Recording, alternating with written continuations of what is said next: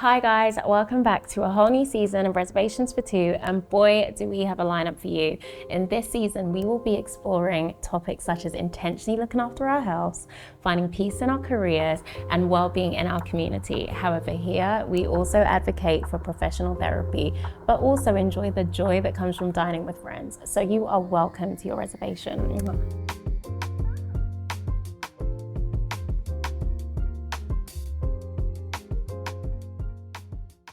Now join me today as I have a reservation with Bianca Saunders, London-based fashion designer known for her innovative designs that challenge traditional gender norms and celebrates diverse identities. She has been nominated for prestigious awards such as the LVMH Prize and ANDAM Fashion Award, further solidifying her status as a rising star in the fashion world. Thank you for coming. No problem. I really appreciate having you here, and I'm so excited to eat with you, even though I'm having a cookie and ice cream and you're having a full meal, yeah. A full meal, it's okay, we'll make it work. It's okay, it's been a long day, so I kind of prepared for this. We'll make it work. I really wanted to speak to you because I'm just in awe of your journey, and I think how far you've come is incredible. It's so phenomenal, and I'm just so intrigued to know how you've been able to cultivate those things and accomplish so much and maintain your sense of wellness and maintain your well-being. My cousin actually, she went to your sit down. Oh yes. I remember her. Yeah, she's really sweet. Yeah, she went to your sit down, and I remember her saying that she literally got back and she was like, "Oh my God, I think you need to talk to Bianca Saunders. She's great." And she was talking about how you've been able to do all these amazing things, but still, you really put focus on keeping your network close, your family, your old school friends, and just things that you do in order to still center yourself, even though amazing things are happening outside. So yeah, I was just really intrigued to speak to you. I read somewhere that I think it was your uncle. Oh yeah, yes, yeah. Yeah, your uncle who'd said to you that there was something that you wanted to do, and he said, "There's no money in that, so you're better off going this way," and it's kind of just all spurred from there. Yeah. So if we take it back, your journey. Yeah, no, it's so interesting. I don't actually even know if he knows I always mention this story as much. Maybe he does, who knows. But yeah, I guess from a young age I always was interested in making, and I loved art and loved like design and that sort of stuff. But I wanted to be an artist, and he was just like, well, like there's no, like realistically you're not gonna get anywhere until you're dead. And I was like, that's not traumatized as a 7-year-old. So I don't know what age I was. I was really young. So I went to like a big college in South London. Yeah. So that was like, I guess the tutors there were like, "Oh, you should try this." And then this was the year before the whole like $9,000 fees thing. So I decided whether I was going to do fashion promotion or do fashion design. And I applied and I got in to university, and then I was like, if it's not creative, then it's just not for me. Yeah. So I think that part like really helped me decide on what I wanted to do. And I think I just reached a lot of fulfilling than anything else, and no one ever really told me that. Well, apart from that one uncle, apart from the great uncle, no one really told me that I couldn't do anything I wanted to do, just as long as I was like making money or like I guess somewhat successful at it. And I think for my parents, because they're both my self-employed, so they had something to talk about, isn't it? Like telling their clients and that sort of thing, and just knowing it's a long journey, not like a short like turnaround thing. But I think I tried to prove myself really quickly. So I think that's hence why I started the brand, I guess, so young. I was like 24 when I started. Yeah. And you literally just called it Bianca Saunders and you just went full steam ahead. So my tutor was like, why would someone buy something called Bianca Saunders, a menswear brand? And well, that's what I thought, and he was just like, "But Vivienne Westwood's called Vivienne Westwood, and men buy it." And I was like, "Oh yeah, what a silly question for me." Yeah. I was like, "Let me just name it my name," and like people will just accept it for what it is. And then I guess everyone always asks me whether it's my name or is it a fake name, or no, it's actually my name. It's actually, and it's a pretty cool name. Like, it actually sounds really good. Thank you. But did that not give you almost like a level of pressure? Because I think it's easier when you kind of put something like a cover up on a brand and then you put it out there. But then when it's like, that's you literally bearing yourself. Yeah. So the good, the bad, the highs, the lows, it's all attached to you. Yeah. Did that not like apply a certain level of pressure and weight? Yeah, but I was just too late. I already stopped. I thought about it. I was like, oh, I should have named it something else, or named it so that like I could probably move on. But I think, I don't know, every time I think about it, I'm like, you know, this is the only thing I want to do. Yeah. Like, I really just like, I want to put my all into it, and a little bit too much, because then sometimes it's good to be a bit slightly removed from it, so you're not so like attached, and take everything so personally and that sort of stuff. So I think I do think about those things sometimes. Yeah. And what was obviously I know you, in terms of like studies, it was menswear that was your kind of like foundation. But so did you always kind of like know that was the line that you wanted to go into? No, so at first it was like mostly women's wear. And then I had like a really good show that like kind of like, you know, when you, I don't know if you ever studied and like you just had like this really great like teacher, and you was like, you know what, if they told me that I can do it, I probably can do stick it. with you. Yeah, I probably can do it. So he was just like, why don't you just try it for a week and see how it goes? This is like 6 months before graduating kind of thing. So I was like, this is a bit dangerous because it could give me a bad mark if I fail on this.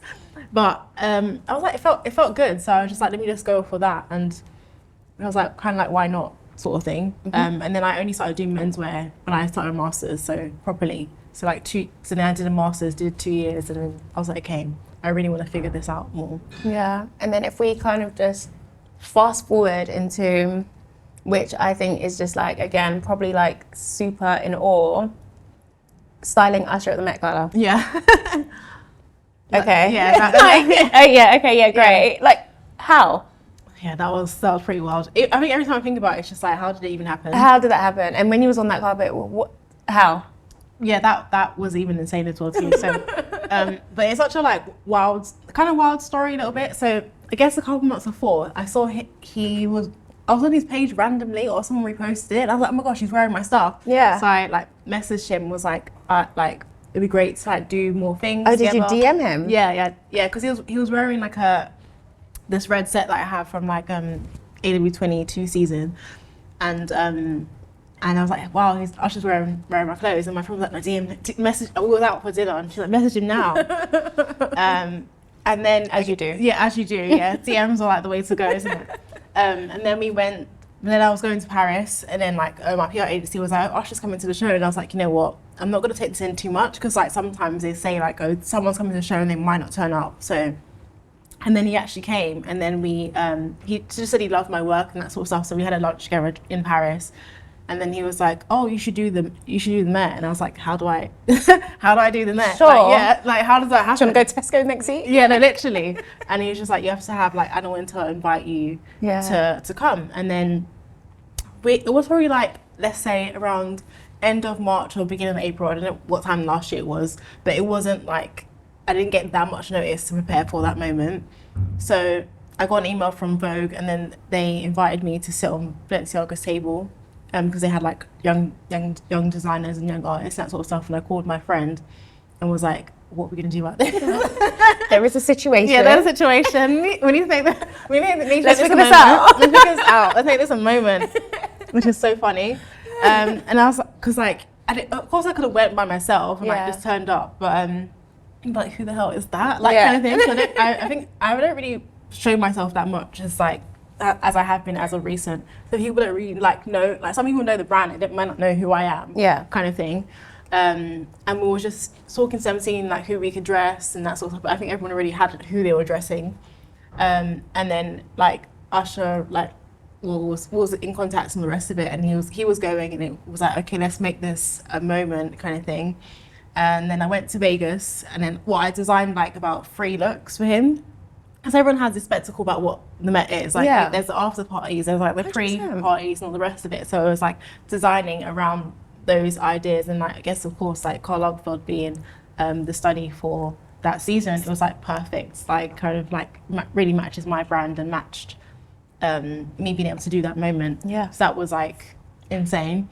So I went to Vegas, saw him in Vegas, which is incredible because I guess everyone out here was like dying to see Usher in Vegas.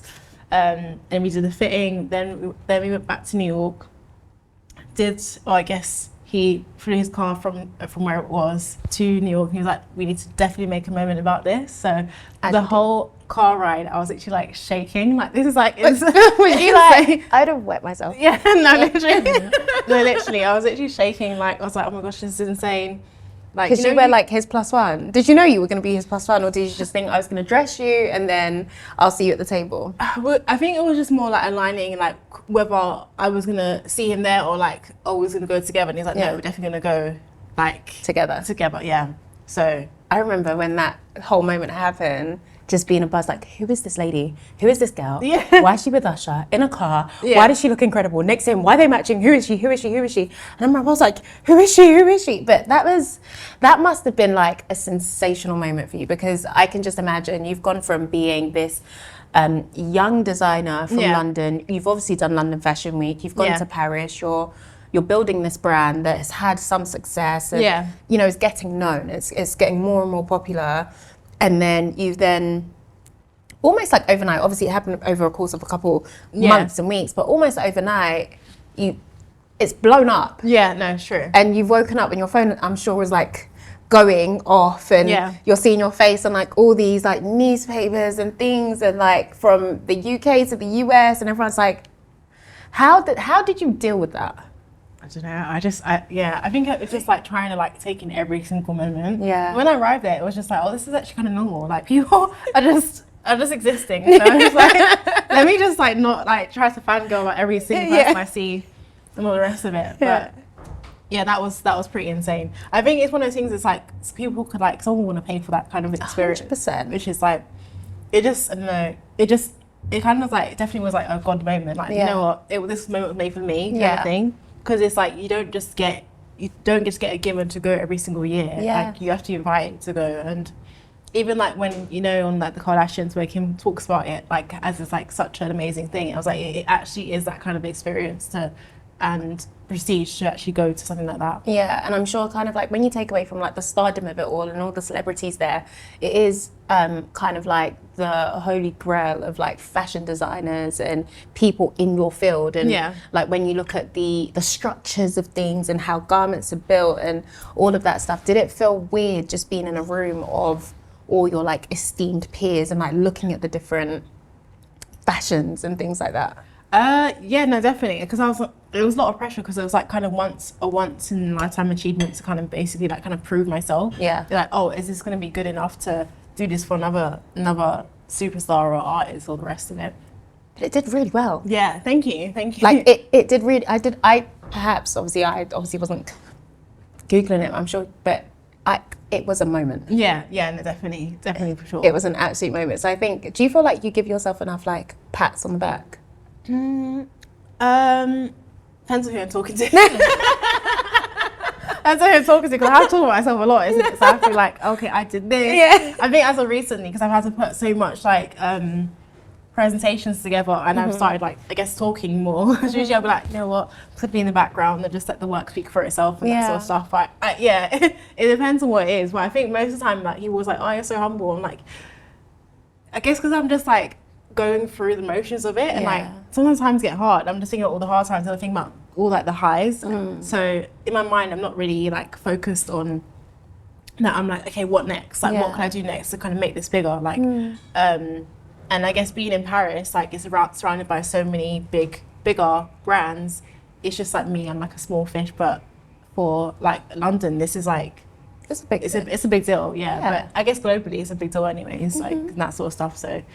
Yeah, because so many people haven't been able to achieve kind of the level of stuff that you've been able to achieve, and I think it also speaks to your work. And I know that you, I think you had an interview and you were saying that a lot of your pieces and things that you design is you think about comfort and body positivity and making sure it's accessible. You bring in a lot of like your heritage into it, and making sure that, you know, even though you are designing for men, quote unquote, I can wear it as a female as well. No, sure. So in terms of those themes and thinking about that, is that something that is personal to you, or is it that you just wanted to make a brand that was like accessible to anyone, and or did you kind of just want to send out a message and curate in those pieces? I think what's quite important for me is like being able to see my clothes everywhere. Yeah. And I was just like, you're not going to see it everywhere if people feel uncomfortable wearing it. Yeah. So,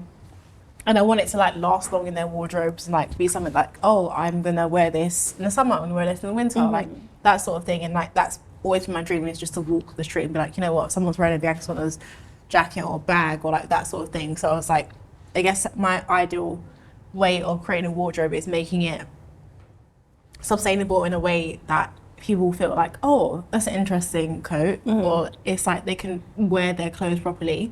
And I think that's a great thing about fashion.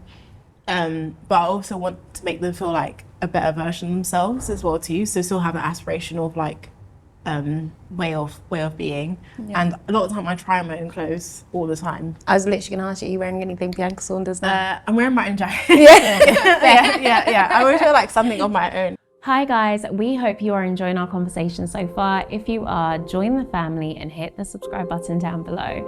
And also, we are giving you 20% off your next dining experience at STK using code STKR42. You are welcome. Mwah. And I think as well, like, you know, when the product works, you can wear it. Yeah. Like, I think in the beginning, I was so far removed. I was like, no, it's menswear. I need to wait till like a model tries it on, all that stuff. But I'm a tall girl, so I do try on a lot of things. Not everything fits me, of course, like because I'm like my shape and that sort of stuff doesn't really fit my like men's trousers as well as like a man would wear it. But most of the things, I think it's important to know how something feels wearing it. And I think apart from the fact that you are kind of like in a creative business or in a creative field, it doesn't take away from the fact that you are running a business. Yeah. And that requires a lot of sacrifice, a lot of like, a lot of your hard work being put in, a lot of sleepless nights, I can imagine. So even when, again, the preface of this conversation was to figure out how, or to understand more so how you are aligning, building this phenomenal brand, this global brand with your sense of well-being. So what things do you do to ensure that, like I was saying before, when these big moments are happening, you're still able to center in with yourself, or when like the stress of building a business is happening, because you were speaking before about building a team, like how are you looking after yourself in the midst of that? Oh gosh, it's kind of hard. I think I've been doing this for like a while now.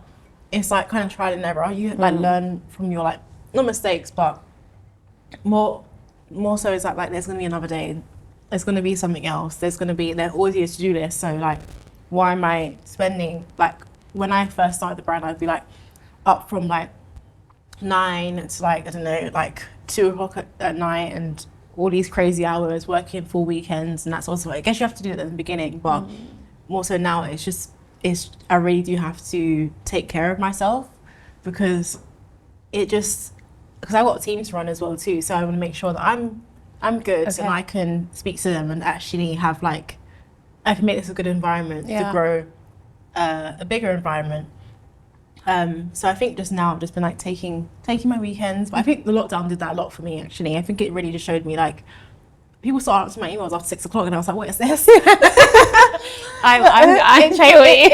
changed a lot of things in fashion. I think it just really like, it was like, you know what, after 6 it's fine.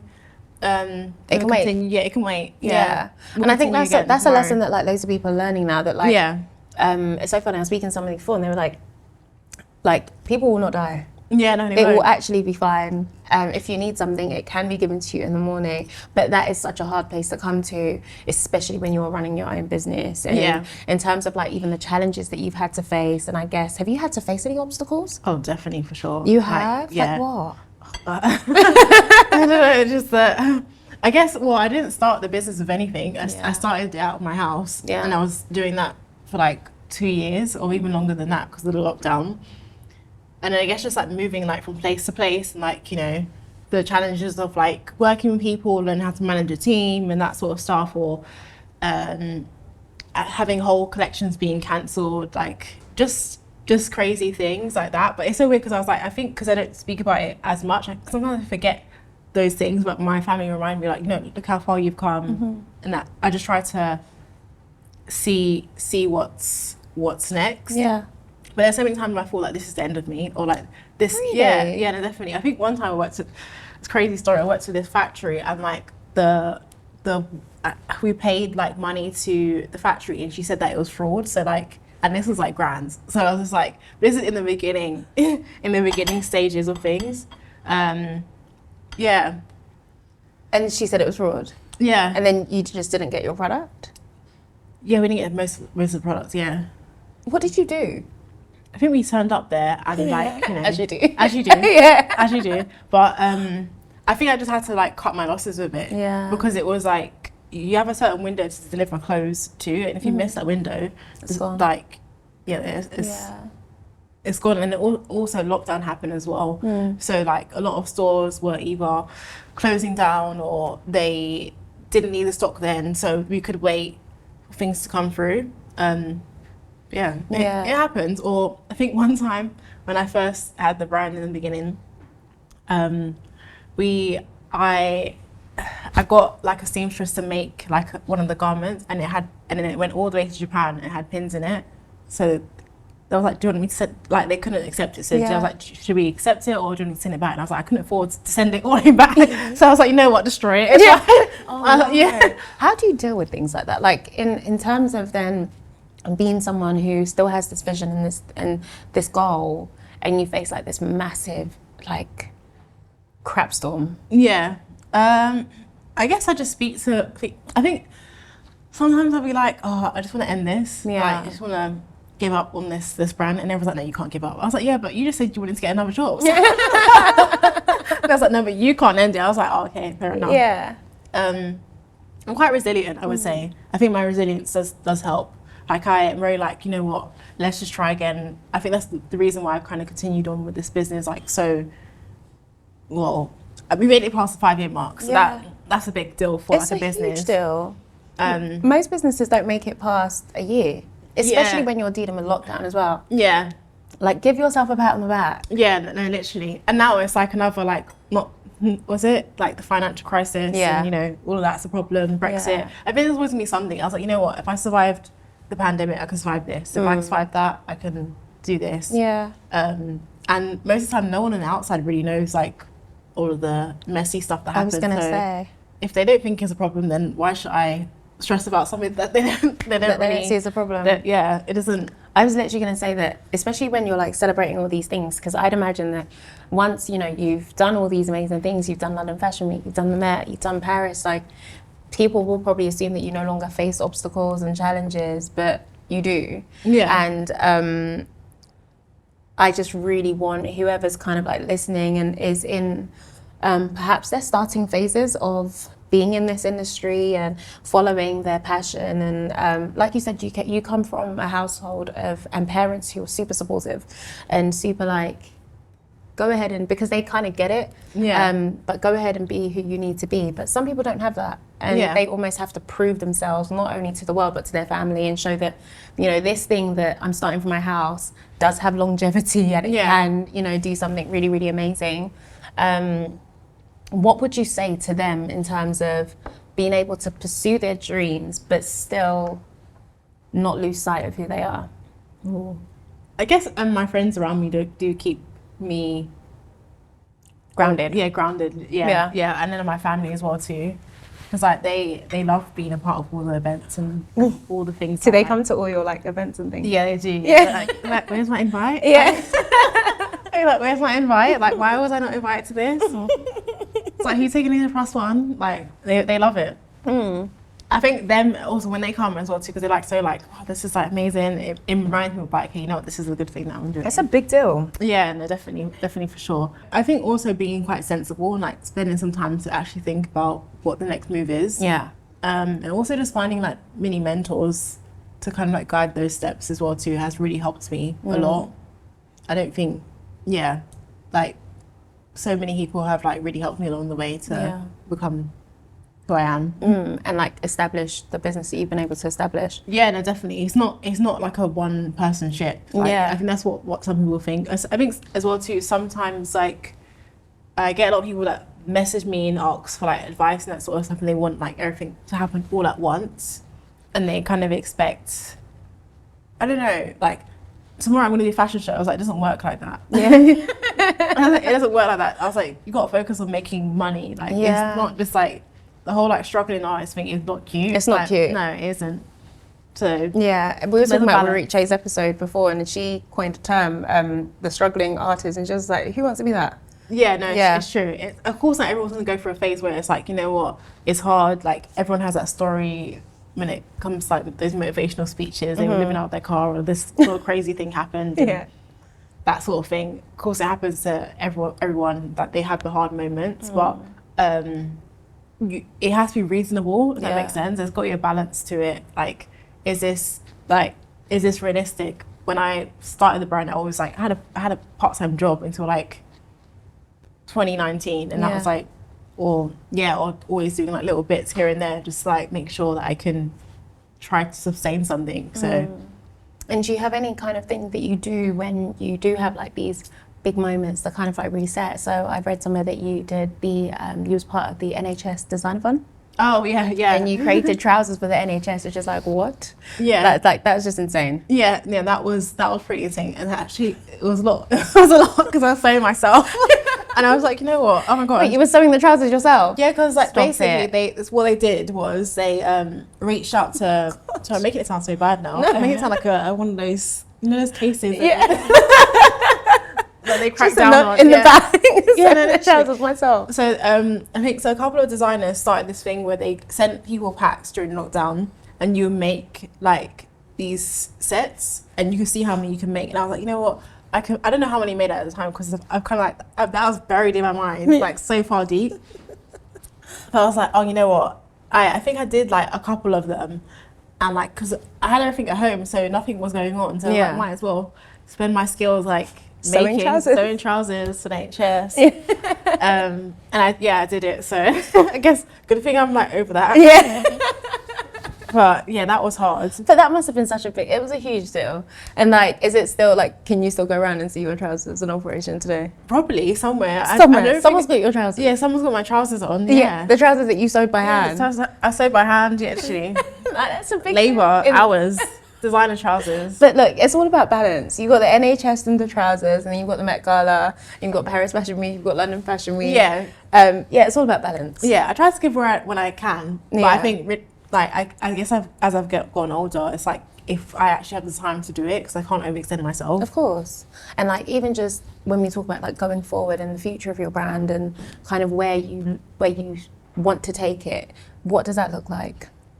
Of course, I just want to be able to keep continuing on, make sure it's like a brand that people think is relevant, think is cool, like Yeah. think it's exciting, timeless. I want it to exist beyond my years. That's like the whole aim for my brand. Like I don't really see myself leaving it anytime soon.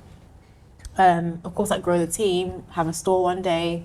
At the moment, we really focus on growing the e-commerce. So like our own website. So we've only had it for like about 2 years out of the 6 years. Because most of the time we were just focused on like stockists and like building with like all of these big people, so Essence and all this stuff. Of course, I love them. I'm glad that we're able to grow. Featured, yeah. Yeah, globally because of those reasons. But the aim is to continue to kind of build your own.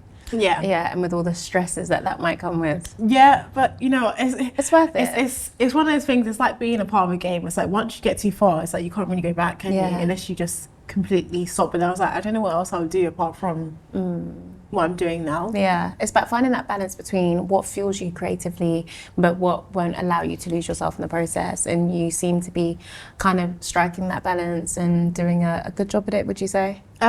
Sometimes I think when it consumes my weekends and when it consumes like every conversation I have, that's when I really have to be like, you know, Bianca, it's not like it's not that deep. Yeah, it's not that deep. It's just clothes. Like, Don't get me. yeah. Sometimes you have to tell yourself that because it's like if not, you're just it can't like it is my life, but I can't let it consume me because like the stressful things could really it could kill you. Yeah. Like, so you gotta be careful. Yeah. Like, you really do have to like find the balance in that. Yeah, but look, regardless of whatever happens, you could always sew trousers for them.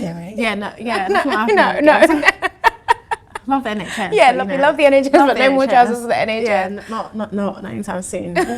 So, for someone who is watching and is looking at you and they're aspiring for kind of to accomplish what you've been able to accomplish, you'd definitely say to keep your friends and family close. Yeah, definitely. But I think also have people around you that inspire you. Because like, I've got like a great group of friends. Yeah. And I love the people that I have, and also like very open to meeting new people as well too. But I think everyone really inspires me, whether it's like something to do with fashion or something out of fashion, or like sometimes my friends that work in like very corporate, I ask them advice about like managing a team or something like that, which is really helpful for me because I've never worked. Corporate. Yeah, apart from like work experience. Does that really count? Yeah. So, doesn't really count. So yeah, they always tell me like, oh, this happens here, and like we navigate things this way, and that's really helpful. And just setting boundaries and taking your time back. Yeah. I think setting boundaries this year has been a really big thing. Just making sure I'm really cautious of that. But I think as you get older, you always know, like, you know what, I don't want to do this. I don't want to do that. I don't want to say too much. And being okay in that decision as well. Yeah, definitely. I think I've got a lot more comfortable with that. Yeah. But it's a confidence thing as well. Yeah, no, definitely, for sure. I think you just get burnt out and tired. Yeah. And that's not cute. And but it's so weird because it's like this whole thing about like burnout and like taking time off and that sort of thing. I never had that. I never had the privilege of being able to like, I'm burnt out, I'm gonna take a week off. That can't happen. Because you're running your own business. Yeah, I'm running my own business, and I don't have that kind of privilege yet. You not think? No. Really? No. Even at the stage that it is? No. Yeah, no, I don't have that kind of privilege. But is it that you're not giving yourself that privilege, or is it that if you take like a day off or like a week off, you feel like everything, or? No, it's just because like, if something's not going right, I need to fix it. It needs to get fixed, or like I need to like create like a step that's gonna give me like I don't know, it might be in 6 months' time, and like, oh, I made that move 3 months ago. It's gonna happen in 6 months. Who knows? Of course, like, I take like my weekends off and that sort of stuff. Like, or I'm like, you know, I work until this hour. I don't work beyond that hour. Those sort of things I've been quite like strict with, but. No, I do. At the stage, I can't take a month off. That can't happen. Yeah. Hopefully soon, though. Yeah, hopefully soon. Soon. And I dream of those days. Hopefully soon, and hopefully you get to a place where you also kind of recognise how far you've come as well. Because I think your journey has been really, really incredible. And for anyone who's living under a rock that didn't see Bianca on the Met Gala carpet, Google it. It was a beautiful moment, and I'm really grateful that you could have joined me, and I just hope that people feel inspired and know that like what could be a scary industry with kind of enough work, resilience, but also keeping the right set of people around you, seeking out mentors, connecting with important people. It can happen, but it does take work. Yeah, it does. And I think it just takes time as well too, because it's just like, you'd be like, oh, my moment's going to happen tomorrow, and it might not, or you like, I put in all this work, it might not. And I think that's the reason why I took so many breaks as well too. It's just, it didn't make any sense. But in those breaks, what were you doing? I think there was one year I was just so disappointed because I felt like I deserved something, and it didn't happen for me at the time. And I was like, you know what, everyone's got the same hours. People are going on holiday. People are living their best lives. I should give myself that grace. So of course I do go on holiday, and I do like take time off. But of course I can't do a month yet. But soon. Yeah, soon. And it's important. Yeah. But yeah, no, thank you. Thank you for joining me. Thank you. I really appreciate it. I hope you guys have enjoyed this conversation, and hopefully see you soon.